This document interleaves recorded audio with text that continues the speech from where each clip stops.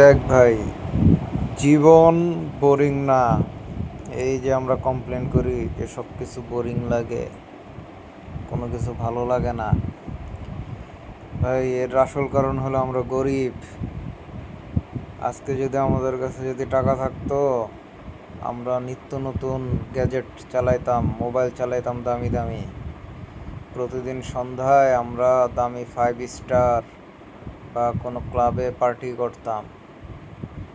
প্রতিদিন দুপুরে আমরা বা রাতে ডিনারে দামি দামি হোটেলে আমরা দামি দামি খাবার খাইতাম ভাই।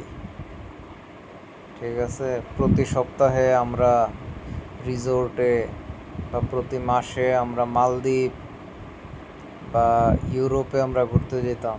তখন আমাদের বোরিং লাগতো না রে ভাই। তো এইটাই, জীবন বোরিং না রে ভাই, আমরাই গরিব।